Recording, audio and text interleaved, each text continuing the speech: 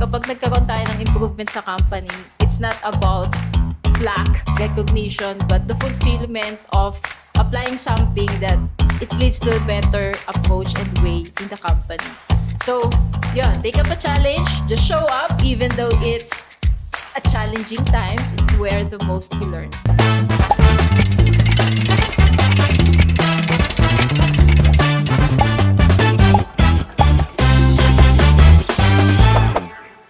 Hi, Pinoy IEs! Welcome back to another episode of A Day in the Life of an IE. And for this episode, we will be peeking into the day in the life of an IE as a QA lead in the construction industry. Later on, we will contextualize that further. But of course, we are joined by someone who flew from Cebu. Wow.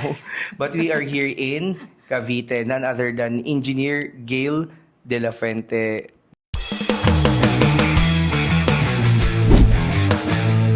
Gail, welcome to our podcast. Thank you, sir. Hi! Ayan. So si Gail ay, paano ba? Parang classmate, batchmate in some subjects, I would want to believe, nung nagma-masters kami sa Mapua. So, known to some, ako po ay guinea pig ng fully online Mapua Master of Engineering program ng IE. And then after that, yung isang friend din namin, si Justine, tapos sila yung mga batch nila. Yan. Pero nasabay-sabay lang kami gumraduate ng 2021 Yes. because it's Pandemic. So, yun. So, again, welcome to the podcast wherein we interview industrial engineers na mga nagwo-work na so that we could provide, the inspiration and guidance to the younger IEs, specifically the Pinoy IEs na meron tayo dun sa group natin, for them to have the reference, no? And I think this is part of the first 10 episodes, no, by far. So, welcome. And so ngayon, I'll be asking you, paano ka ba napunta sa IE? Briefly, bakit IE ba yung napili mo? Okay. To cut the story short, sir, no? Mostly sa mga PUPians out there, naubusan So ng from slot. PUP ka? Yes. PUP ano? Santa Mesa. Okay, sa main. Yes, Okay. yes. Yan. So, like any other PUPian, it's out there, no? Naubusan lang din ako ng slot. And funny thing is, gusto ko talaga mag-engineer. Okay. And it so happened that nung enrollment na, ang naiwan na lang is electrical engineering and IE. Okay. Sa choices? Yes. Sa may, two or sa may open choices. slots? And that's the only time I first heard about IE. Don't worry, maraming ganyan naman na nakikinig. Sabi ko, ayoko mag-enroll ng electrical, baka makuryente ako. So sabi ko sa mother ko that time, IE na lang. So sige, engineer din naman eh. Oo. Nandun din naman yung engineer na word. Yes, that's why I've enrolled. And yeah, after 5 years, survived. Okay. So that is basically the reason why ka napunta sa ano. Pero during the process, minahal mo naman yung course. Yes, I've enjoyed naman, no, for 5 years. So of course, andyan yung challenge. But along the way, no, lalo na pag nag-OJT ka na, may experience mo na, ito pala yung tinuturo, ito yung topic. And then, nung nag-jump na sa job talaga, no, so magagrasp mo talaga yung how IE relates with any industry. Singit ko lang, for someone na, well, of course, hindi familiar dun sa course, I mean, like you, or yung mga mas bata pa sa atin, yung mga next generation IEs, ano yung pinaka na-enjoy mong subject ng IE when you were still in college? I think siguro yung work measurement that time and methods engineering. Same. Yes. No? Kahit nung nagturo ako sa review center, yan din yung lagi kong kinukuha. Kasi more on application, and then we had the immersion that time na outside of OJT yun, during Oh, really? academic. Okay. Yes. So, in-apply talaga yung time study with scout organizations. Companies. Yes. Same sa BSU, ganun din. Ganun yung practice na when you have a subject, the final requirement, or at least part of the final requirements would be an actual application of the things that you've learned. Yes, So you yes. have to find companies or proponent companies. Okay. Sige. Now, what's the IE parang career look like for Gail? Parang ano yung first work mo after mo makagraduate? Okay, way back, no, in 2016, bagets pa naman. So, I started in manufacturing industry, semicon. Mm-mm. And then 6 years ako doon as a quality assurance engineer. Mm-mm. So actually, that was not my plan. Mm-mm. Inoffer lang siya ng job since yung friend ko that time is in Manila and the work is around sa Carmona. So since taga-Dasma ako, so medyo malapit. Malapit lang. Within So I've Cavite lang din. applied. And then, luckily enough, no, I got hired and what I did there is mostly the standardization, mga procedures, establish ng work instructions and as such, and then auditing. Mm. Pero yung QA, tama QA, Yes. no? Yung QA, is it something that you envision yourself to be in? Or do you have like, since IE as we may know, malawak, di ba? Yun ba yung talagang gusto mong path? Or dahil yun yung available so you took it? Latter, sir. Okay. Pero, so ano yung gusto mo talaga? Actually, wala akong big grand na plan. No, wala akong when I graduated way back in 2016, no, wala akong plan what path, what industry or what job talaga yung gusto ko. So come what may, parang go with the flow that Parang time. kung sino mauna, Yes. yun na. Pero So- wala kang yung parang, ito, kasi you mentioned you were fond of work study. Parang hindi mo na-envision yung sarili mo as really IE. Di ba, kasi nga, di ba yung IE, role talaga siya, Yeah. kumbaga. Pero as a graduate of IE, marami ka nga pwedeng puntahan. So, hindi mo nakita din yon. Talagang it's really more of kung sinong mauna, anong Yes. mauna. Okay.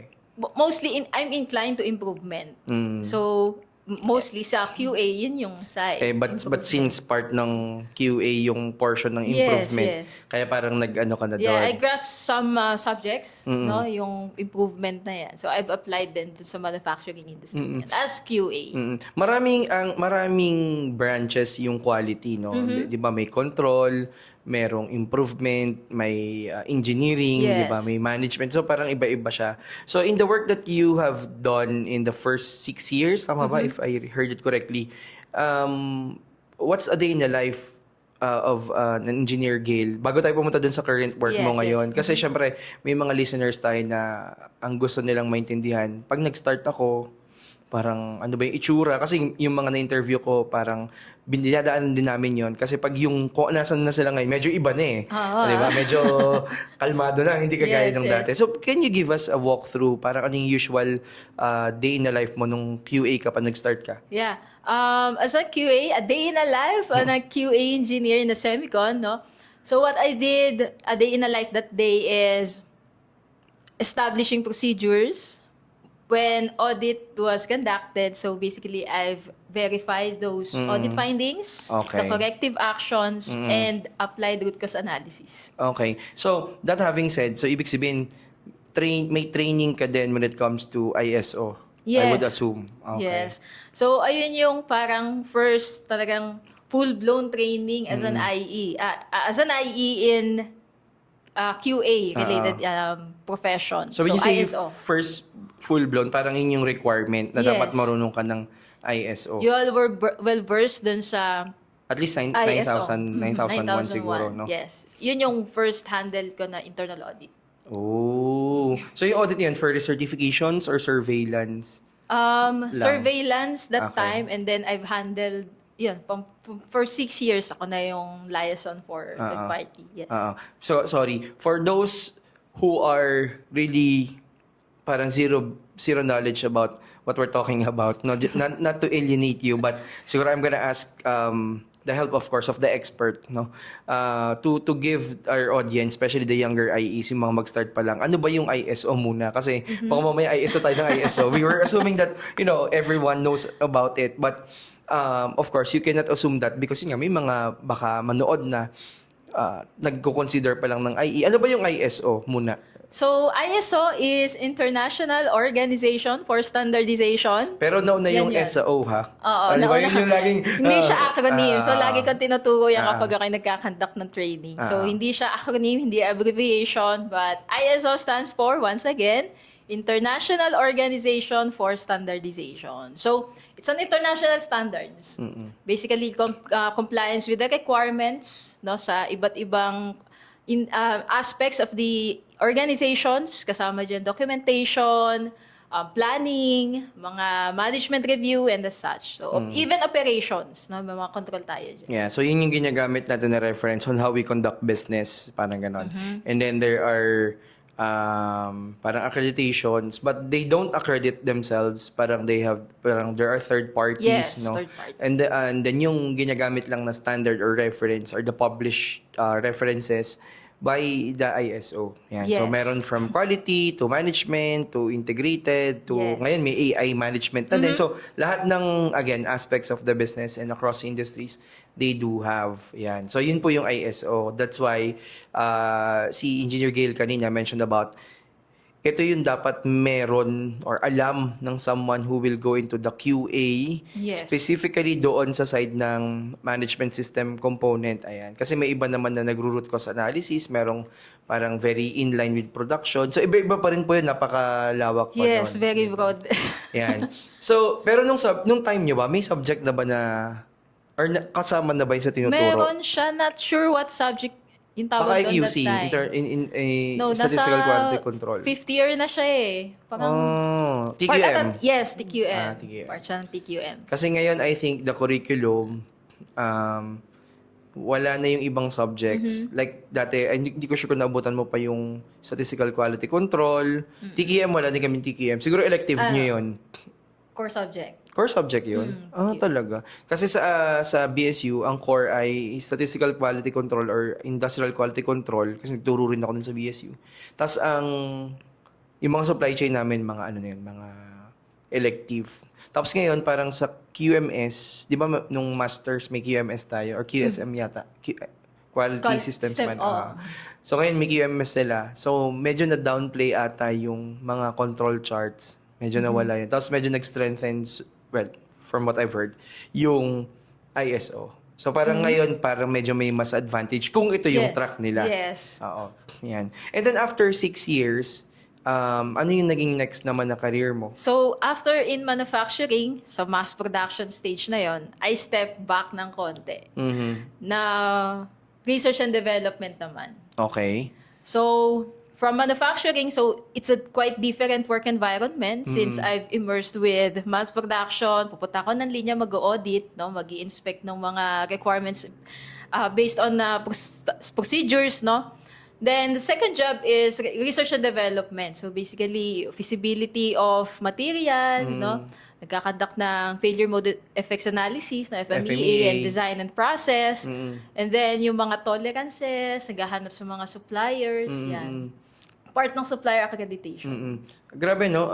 If you are hearing the terminologies, FMEA, feasibility, of course, yung life cycle kasama na rin doon, Yes. design R&D, who would have thought that an industrial engineer could really be in those like technical... Yeah. Kasi there's always this kind of parang joke that's being passed around na IE, di ba, instant engineer. Parang it's we're always viewed as someone who's lesser than the other engineering discipline. But if you would have heard or if you've heard yung sinasabi ni Gail dito, sobrang laking responsibility nun. At saka not only responsibility but yung trabaho in itself. But when you talk about feasibility, meron tayo nun. Tinuturo yun, no? Hindi, kaya yung sinasabi din namin, dapat mag-explore din yung mga universities na hindi lang puro business feasibility. Kasi pagdating mo sa mga kumpanya, ang pinapa-feasibility study sa'yo ay feasibility na kung yung material ay pwedeng gamitin, di ba? And then with that, kung yan, nag-feasibility ka na, so syempre may mga test, may mga ano. So ano naman yung mga subjects bukod dun sa feasibility? Let's start from that. Let's say feasibility of the material that you mentioned. Ano naman yung parang mga iba pang IE subjects na nakatuhog dun ngayon or naka-tie up? Pag ginawa mo na yung study. Sa IQC, that time, not sure anong tawag ngayon sa subject na yon, statistical analysis. Then, root cause analysis. Process capability. Yan, Grabe. mga statistical control. Pero medyo may pagka-Lean Six Sigma din na Yes, yung tools. super. No? Yan. And how about engineering eco na co-cover din? Kasi feasibility like parang feasible ba siya economically? On my scope, part yun ng project team. So, quality kasi. So, parang out of your scope naman na Yes. siya. Part lang Okay. siya ng project review, but mostly sa costing, it's between supply chain management sa costing and project. Ang galing, no? Nakakatuwa yung ganun, yun nga, yung feasibility, no? Bibihira kasi rin yung, well, makikita mo na nag-feasibility study talaga pag nasa loob na ng Ayun yung company. pinakauna talaga, sir. Oo. Pag sa R&D, of Yes, course, sa feasibility. R&D. So, bukod doon, ano pa yung mga subjects na naka-tie up doon sa work mo dati bukod doon sa nabanggit mo na, meron ka pa bang I think naiisip? strategic management. Mm-mm. So, kasi mostly ang daming collaboration yun ng team. Mm, So, kailangan yun ng alignment, Mm. no? How you resolve conflicts. Mm. So, yung mga ganun kasi part ka ng team. Magbe-brainstorm kayo. Correct. Yeah. And then definitely you're working with, you mentioned, with other teams or Yes, functions. project, Mm-mm. hardware, mga software engineers, yan, When then iba't iba. to suppliers as well, no? Parang what would be the typical challenge during the time that you were doing that function or role? Ano yung mga usual mo na i-encounter na challenge? Actually, during pre-launch, Ah, ah. yung nasa stage pa lang kami ng validation ng product and process. So, kadalasan kasi andyan yung ang daming defects sa supplier side. Na hindi ma-meet yung specs, yung dimension, yung appearance. So, ang daming mga reject that time that we need to conduct talaga ng daily meetings to resolve yung issues na yon. And then, they will ship another batch of sample, then we will conduct another test. So, ang daming series of tests noon before we say that it's good to go.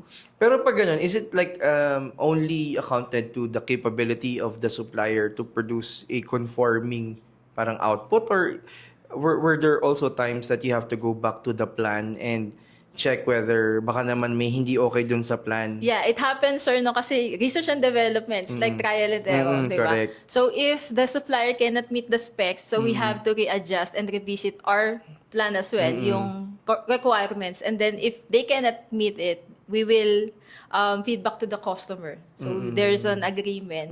Meet halfway. So parang you're also Baka looking sobra into... kasing tight. Yeah. Correct. Yeah. May Kasi mga tolerances that's where na I think ganun. yung FMEA, yung design FMEA, process FMEA, Yeah. this is something that I haven't learned from school. I'm not quite sure. Baka lang pala, no?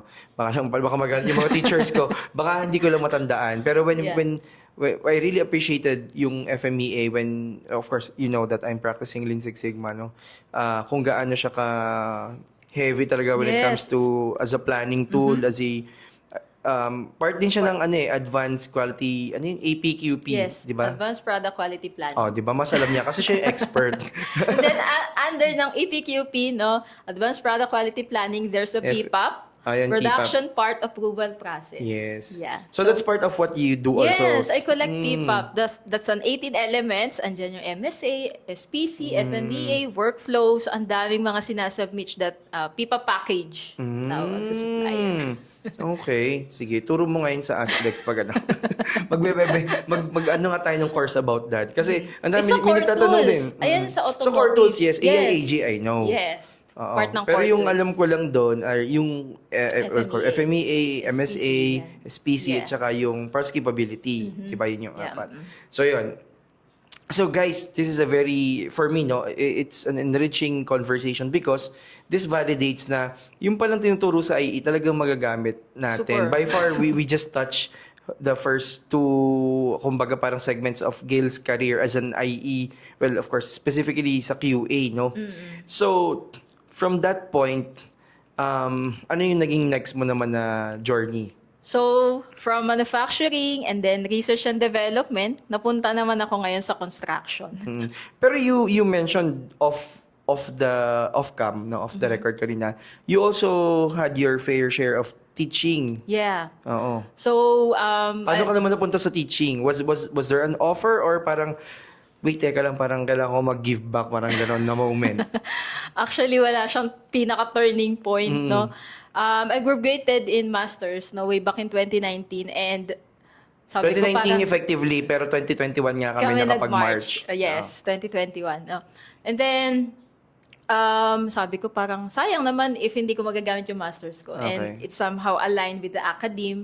So, yeah, I took chances and luckily enough, no, si Batangas State University, Alangilan Campus hired me even though wala pa ako talagang experience that time. So, hi Ma'am Angie. Sabi ko sana shoutout mo, Ma'am Angie. Doon po kami graduate. Ako tsaka si Derek Cathy. Doon po kami graduate. So Yeah. that was the story. Yeah, I started teaching 2022 until 2024 in BSU. And yeah, I've learned, and then yung passion for teaching and sharing knowledge. So, until now, I'm still teaching part-time in PUP Santa Rosa, Laguna naman. So, I've enjoyed a lot and having alam mo, eye-opening, no, sa mga eye-opener sa mga students, yung IEs natin dyan, and aspirants, ano ba talaga yung real world scenario kapag kayo ay graduate na?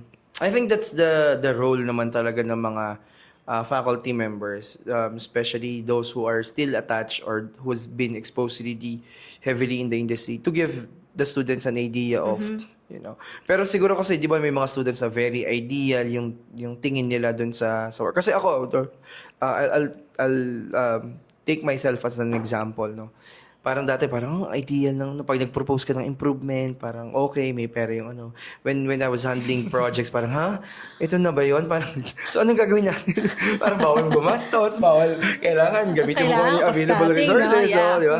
Mag-suggest ka ng dagdagan, hindi pwede, kailangan. So, those are the realities. And I think the faculty members of any school or universities are actually doing their, you know, their job. So, siguro pag when you feel lang as an IE student that, you know, you need more input kasi baka nakulangan ko for some reasons, I don't know.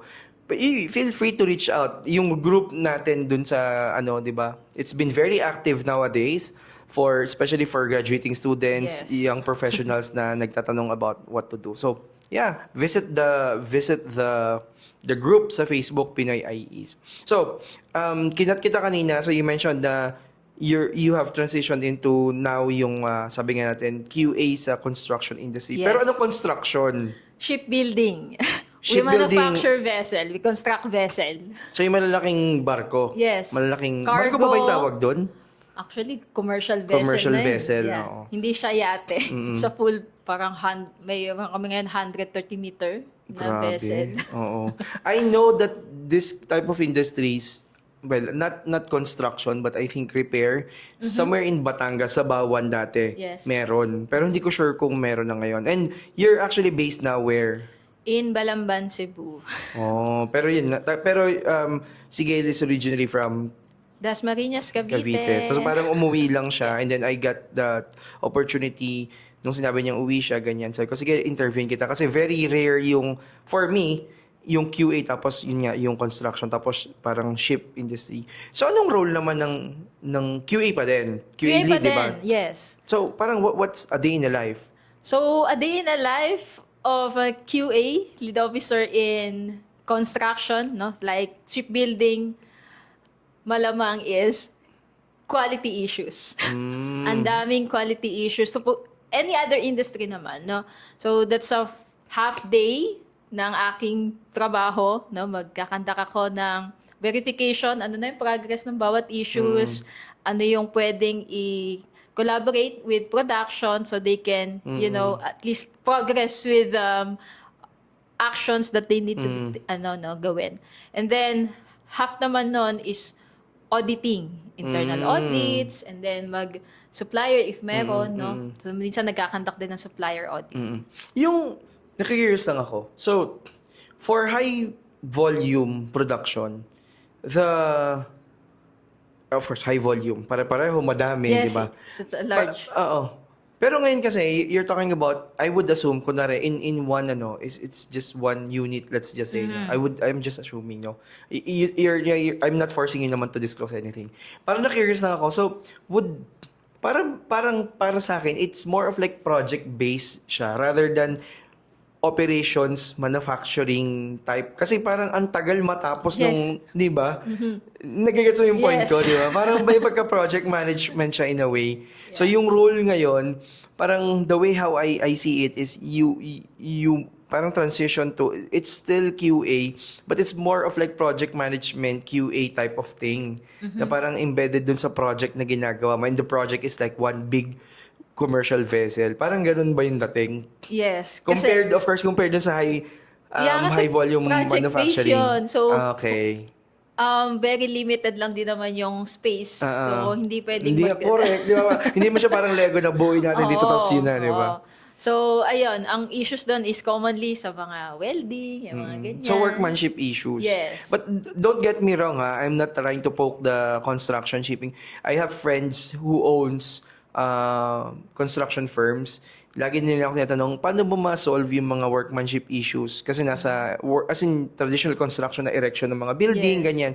Sabi ko, mahirap talaga yun kasi kahit naman saan, it's an issue. So, different skills kasi ng... Correct. Kaya lagi kong example whenever I teach Lean Six Sigma when it comes to variation, skill level talaga ng iba-ibang tao. Yes. You can only, of course, you can only put it into such level na hindi sila sobrang laki ng differences to a point na ma-compromise nga si quality. But it's across the industry, I guess, unless you automate.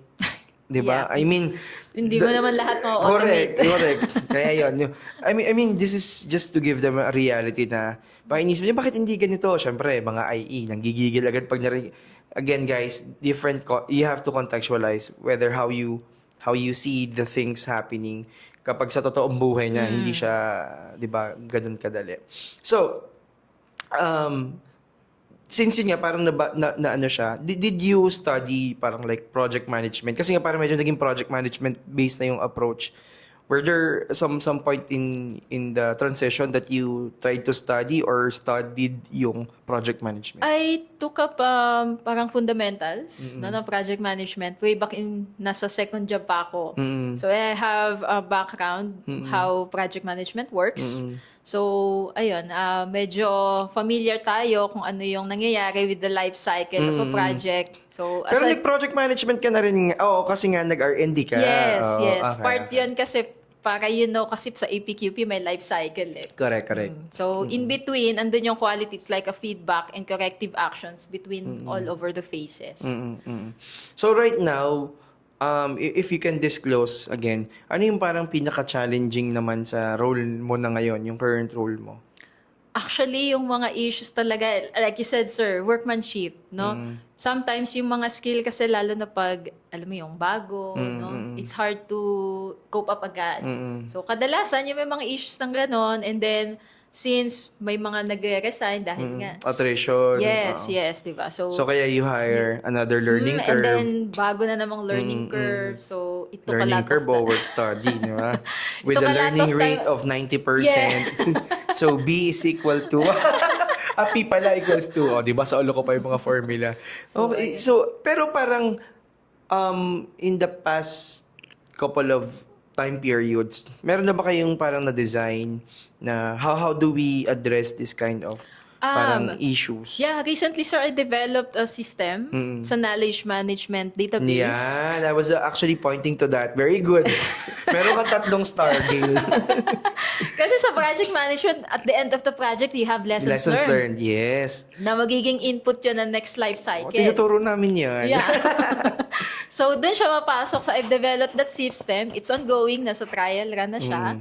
So, when you say system, kasi usually, I mean, for IEs, at least ako, familiar ako, or ikaw, familiar ka rin na pag when you say system, it doesn't necessarily have to be a technology or a platform. It could be a set of processes. Yes. Ganyan. Pero yung sa'yo, just to be very clear, is it enabled by a system, like a technological system or platform, or set of processes itong pinag-uusapan natin? Database, sir. It's a portal. Okay, and then alright. we engage with ICT, how it works. Nice. And then Okay. I created the workflow, how the system works. Very IE. Yeah.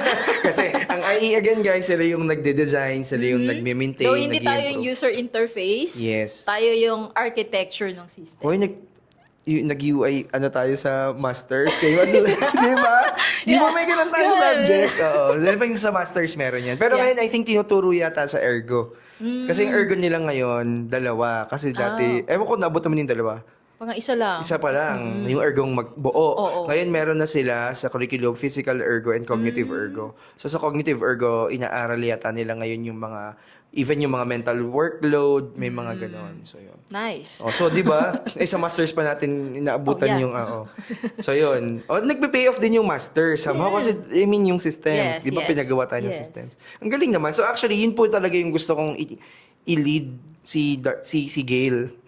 Pero yun nga, meron na pala. So, very good yun. So, kung nandito ka ngayon, tapos naghahanap ka naman ng capstone project, or pang research mo, ito, no, ang daming opportunity din dun sa mga pinag-uusapan namin ngayon na kino-cover natin na posibleng maging part ng proposal ninyo. Ayan. Yung Yes. mga knowledge management na yan, hindi ko rin yan alam dati. Pero when I was exposed dun sa before kong work sa LTI, yun, lahat ng yun na-expose ako from yung typical na Lean Six Sigma, knowledge management, analytics, even inventions, ganyan.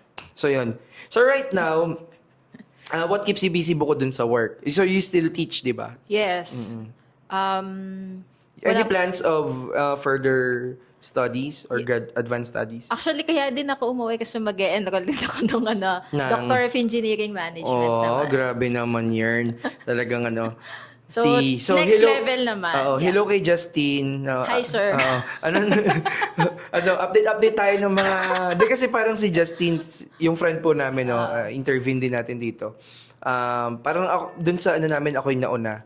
Ako naman, dissertation na ako, hopefully. Diyos ko, napakahirap pong mag-doktor. Kung nandito ka ngayon, I don't discourage you, pero pag bored ka, wag kang basta mag-enroll. Baka bored ka lang, Gil. Baka bored ka. Actually, yung masters ko, sir. Na-bored ka In-offer lang. lang ako. Mag-e-enroll ako, sama ka. Sige, tara. Pero di ba? It's really ako din parang hindi ko na rin plano mag-masters. Pero it was my plan when I was younger that I wanted to be Doctor of Industrial Engineering. Pero tinanggal ko na siya kasi nga change in priorities. And eventually, fate, God probably led me to that. Yung teacher hello kay Doc Yogi. Hi, sir. Di ba, siya ba yung advisor mo? Yeah. Si Doc, nakita ko nga, Doc Yogi, ganyan. Sabi niya, umatan ka ng klase ko, ba't attend din ako enroll dyan? Testingin mo lang. Sabi ko, tapos maya, I found myself na, naka-enroll na. Tapos after, wala pang 1 year, natapos ko na yung ACADS ko. Tapos nagulat na rin si Nadine Mike na, tapos mo na agad yung mo. Tapos biglang natagal lang talaga ako sa pagsusulat ng yung first 2 papers. Kasi sa PhD ng Mapua ngayon, 2 papers kailangan alam mo naman, peer reviewed dapat. Yeah.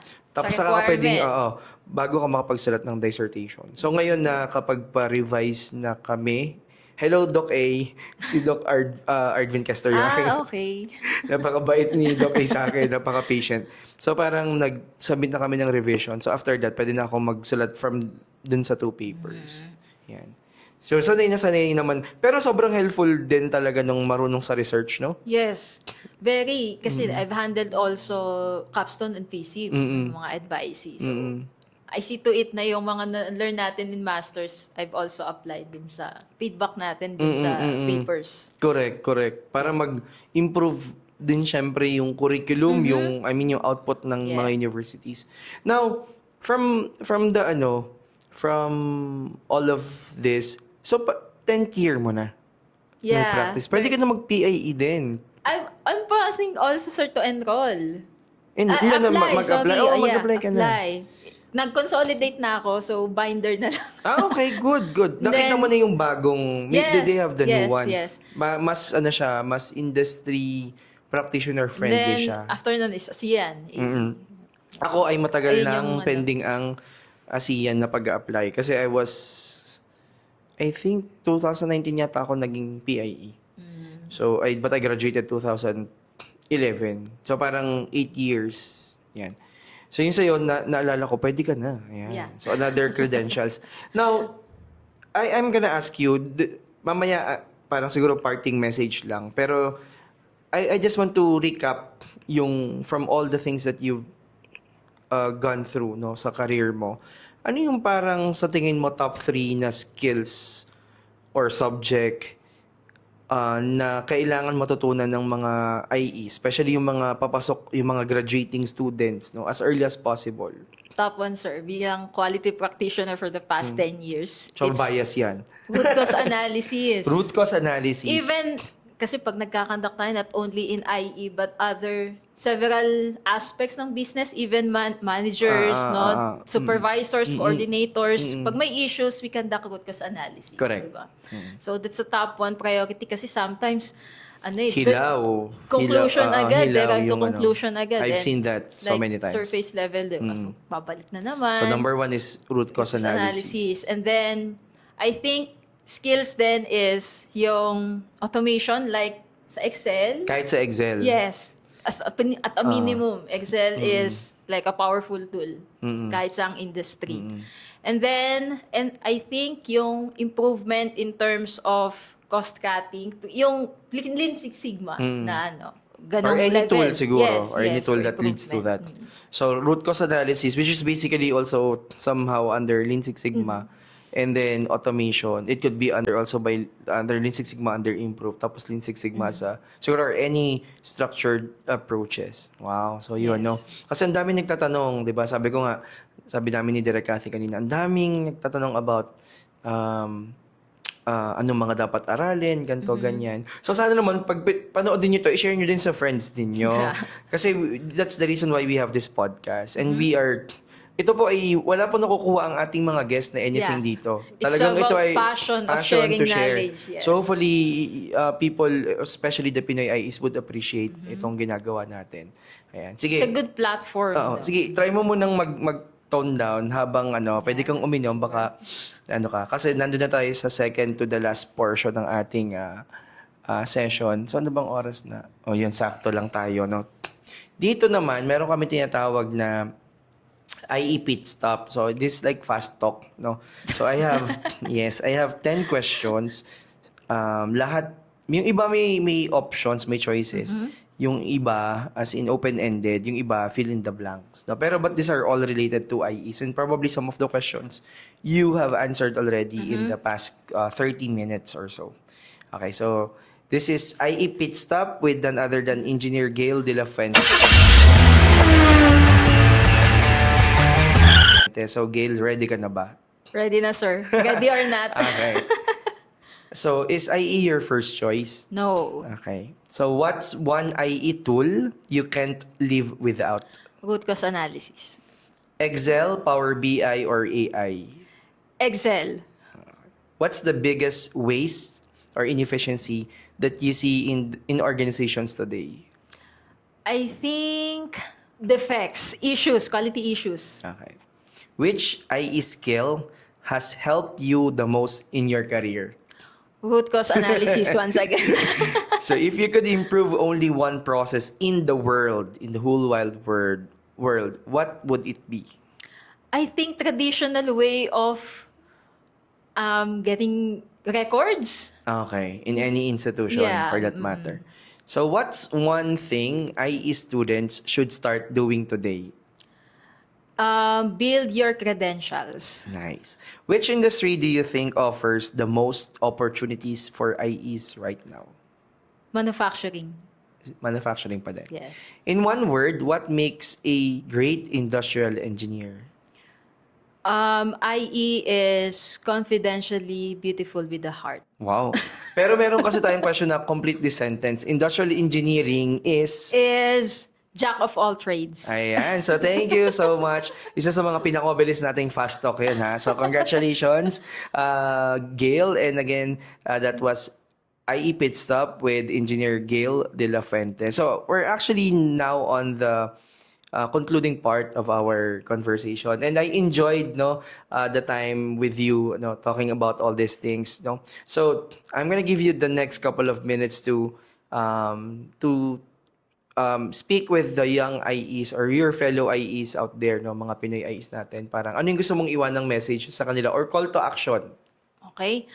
So, as a quality practitioner and young fellow IEs, and most probably what I would say to my younger self as well is just show up and take up the challenge. Like ako, hindi naman talagang grand plan yung maging IE and then yung quality path. But along the way, I grasped the learnings, naging sponge and absorbed the knowledge that comes along the way, and then it so happened that it turns out to be a passion for teaching Diba? So, who would have thought, no, naging IE and then naging professor. And then, a part of IE is resolving issues, automation, continual improvement, and it's something that kapag nagkaroon tayo ng improvement sa company, it's not about plaque recognition, but the fulfillment of applying something that it leads to a better approach and way in the company. So, take up a challenge, just show up, even though it's a challenging times, it's where the most we learn. Wow. So, yeah. Wow, thank you, Gail, for that words of encouragement and call to action to our fellow Pinoy IEs. Yan. So, you can connect with Gail via LinkedIn. So that's we're gonna just put the links into the caption of this particular podcast episode. Yan. So, but it's Gail De La Fuente. Yes. Kasi meron pa siyang dalawa yung name niya. Yes. Kaya hindi ko siya nakita kanina kasi Darlene hinanap ko. So Gail pala siya, mas yung ginagamit niya. So yan, thank you so much. Thank you, sir. And we hope to work with you moving forward kasi now that I know that you're really into lifelong learning then as well, no? I would definitely invite you to share also your experience and expertise in some of our platforms pa, no? So again, thank you so much for gracing this particular episode, and I learned, and hopefully our fellow Pinoy IEs would learn a lot also from this episode. So that has been a day in the life of an IE as a QA lead in the construction industry. So if you want your specific request be granted when it comes to recording episodes, so please put that in the comment section of either the YouTube or Spotify na account na ginagamit nitong podcast na to. So again, maraming salamat po, and see you in our next episode. Bye guys!